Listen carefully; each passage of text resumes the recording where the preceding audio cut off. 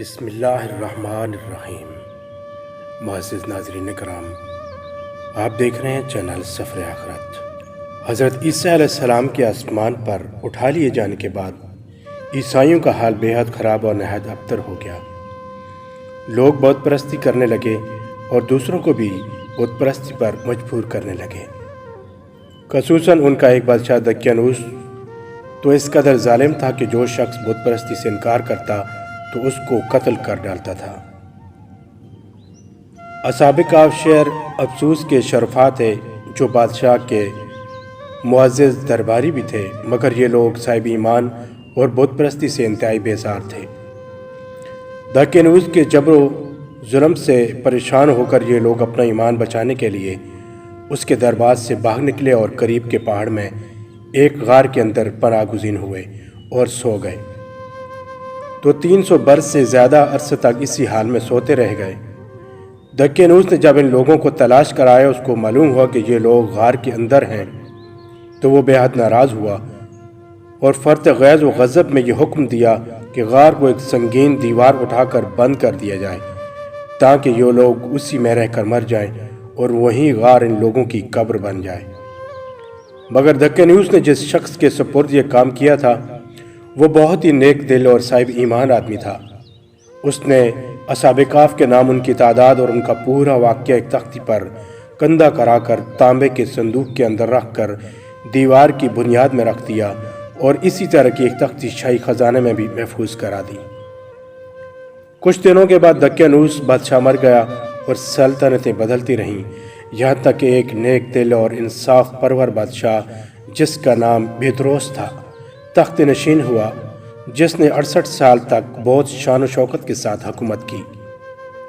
اس کے دور میں مذہبی فرقہ بندی شروع ہو گئی اور بعض لوگ مرنے کے بعد اٹھنے اور قیامت کا انکار کرنے لگے۔ قوم کا یہ حال دیکھ کر بادشاہ رنج و غم میں ڈوب گیا اور وہ تنہائی میں ایک مکان کے اندر بند ہو کر خداوند قدوس عز و جل کے دربار میں نہایت بے قراری کے ساتھ گریہ وزاری کر کے دعائیں مانگنے لگا کہ یا اللہ عز و جل کوئی ایسی نشانی ظاہر فرما دے تاکہ لوگوں کو مرنے کے بعد زندہ ہو کر اٹھنے اور قیامت کو یقین ہو جائے۔ بادشاہ کی یہ دعا قبول ہو گئی اور اچانک بکریوں کے ایک چارواہ نے اپنی بکریوں کو ٹھہرانے کے لیے اسی غار کو منتخب کیا اور دیوار کو گرا دیا۔ دیوار گرتے ہی لوگوں پر ایسی ہیبت و وحشت و دہشت سوار ہو گئی کہ دیوار گرنے والے لرزہ براندام ہو کر وہاں سے بھاگ گئے اور اصحاب کہف حکم الہی اپنی نیند سے بیدار ہو کر اٹھ بیٹھے اور ایک دوسرے سے سلام و کلام میں مشغول ہو گئے اور نماز بھی ادا کر لی۔ جب ان لوگوں کو بھوک لگی تو ان لوگوں نے اپنے ایک ساتھی یملیخا سے کہا کہ تم بازار جا کر کچھ کھانا لاؤ اور نہایت خاموشی سے یہ بھی معلوم کرو کہ دقیانوس ہم لوگوں کے بارے میں کیا ارادہ رکھتا ہے۔ یملیخا غار سے نکل کر بازار گئے اور یہ دیکھ کر حیران رہ گئے کہ شہر میں ہر طرف اسلام کا چرچا ہے اور لوگ اعلانیہ حضرت عیسیٰ علیہ السلام کا کلمہ پڑھ رہے ہیں۔ یملیخا یہ منظر دیکھ کر محو حیرت ہو گئے کہ الہی یہ ماجرا کیا ہے کہ اس شہر میں تو ایمان و اسلام کا نام لینا بھی جرم تھا، آج یہ انقلاب کہاں سے اور کیوں کر آ گیا؟ پھر یہ ایک نہن بائی کی دکان پر کھانا لینے گئے۔ دقیانوسی زمانے کا روپیہ دکاندار کو دیا جس کا چلن بند ہو چکا تھا، بلکہ کوئی اس سکہ کا دیکھنے والا بھی باقی نہیں رہ گیا تھا۔ دکاندار کو شبہ ہوا کہ شاید اس شخص کو کوئی پرانا خزانہ مل گیا ہے، چنانچہ دکاندار نے اس کو حکام کے سپرد کر دیا اور حکام نے ان سے خزانے کے بارے میں پوچھ گچھ شروع کر دی اور کہا کہ بتاؤ خزانہ کہاں ہے؟ یملیخا نے کہا کہ کوئی خزانہ نہیں ہے، یہ ہمارا ہی روپیہ ہے۔ حکام نے کہا کہ ہم کس طرح مان لیں کہ یہ روپیہ تمہارا ہے؟ یہ سکہ 300 برس پرانا ہے اور برسوں گزر گئے ہیں، اس سکے کا چلن بند ہو گیا اور تم ابھی جوان ہو، لہذا صاف صاف بتاؤ کہ عقد حل ہو جائے۔ یہ سن کر یملیخا نے کہا کہ تم لوگ یہ بتاؤ کہ دقیانوس بادشاہ کا کیا حال ہے؟ حکام نے کہا کہ آج روئی زمین پر اس نام کا کوئی بادشاہ نہیں ہے، ہاں سینکڑوں برس گزر گئے کہ اس نام کا ایک بے ایمان بادشاہ گزرا ہے جو بت پرست تھا۔ یملیخا نے کہا ابھی کل ہی تو ہم لوگ اس کے خوف سے اپنی ایمان اور جان کو بچا کر بھاگے ہیں۔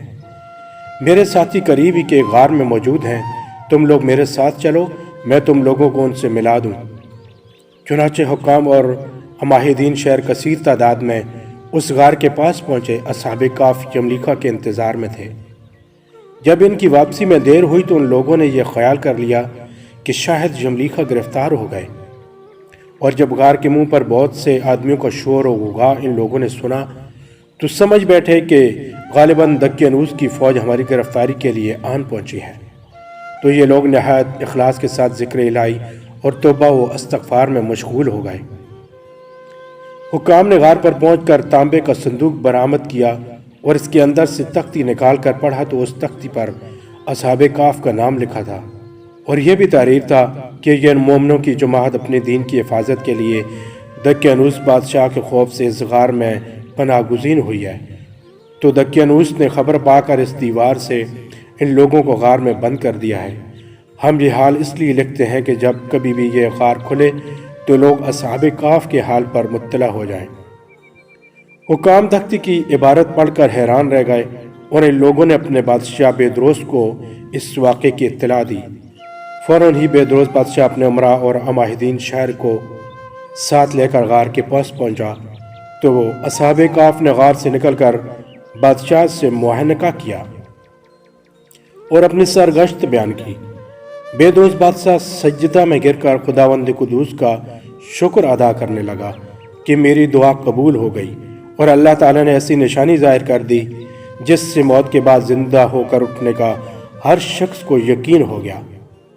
اصحاب کہف بادشاہ کو دعائیں دینے لگے کہ اللہ تعالیٰ تمہاری بادشاہی کی حفاظت فرمائے، اب ہم تمہیں اللہ کے سپرد کرتے ہیں۔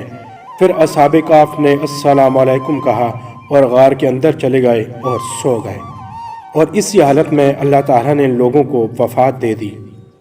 بادشاہ بیدروس نے سال کی لکڑی کا صندوق بنوا کر اصحاب کہف کی مقدس لاشوں کو اس میں رکھوا دیا، اور اللہ تعالیٰ نے اصحاب کہف کا ایسا رعب لوگوں کے دلوں میں پیدا کر دیا کہ کسی کے یہ مجال نہیں کہ غار کے منہ تک جا سکے۔ اس طرح اصحاب کہف کی لاشوں کی حفاظت کا اللہ تعالیٰ نے سامان کر دیا۔ پھر بیدروس بادشاہ نے غار کے منہ پر ایک مسجد بنوا دی اور سالانہ ایک دن مقرر کر دیا کہ تمام شہر والے اس دن عید کی طرح زیارت کے لیے آیا کریں۔ اصحاب کہف کی تعداد میں جب لوگوں کا اختلاف ہوا تو یہ آیت نازل ہوئی، تم فرماؤ میرا رب ان کی گنتی خوب جانتا ہے، انہیں نہیں جانتے مگر تھوڑے۔ حضرت عبداللہ بن عباس رضی اللہ عنہ نے فرمایا کہ میں انہی کم لوگوں میں سے ہوں جو اصحاب کہف کی تعداد کو جانتے ہیں۔ پھر آپ نے فرمایا کہ اصحاب کہف کی تعداد 7 ہے اور 8 ان کا کتا ہے۔ قرآن مجید میں اللہ تعالیٰ نے اصحاب کہف کا حال بیان فرماتے ہوئے ارشاد فرمایا، کیا تمہیں معلوم ہوا کہ پہاڑ کی کھو اور جنگل کے کنارے والے ہماری ایک عجیب نشانی تھے؟ جب ان جوانوں نے غار میں پناہ لی پھر بولے، اے ہمارے رب ہمیں اپنے پاس سے رحمت دے اور ہمارے کام میں ہمارے لیے راہ یابی کے سامان کر۔ تو ہم نے اس غار میں ان کے کانوں پر گنتی کے کئی برس تھپکا، پھر ہم نے انہیں جگایا کہ دیکھیں 2 گروہوں میں کون ان کے ٹھہرنے کی مدت زیادہ ٹھیک بتاتا ہے۔ ہم ان کا ٹھیک ٹھیک حال تمہیں سنائے، اور جو کچھ وہ کچھ جوان تھے اور اپنے رب پر ایمان لائے اور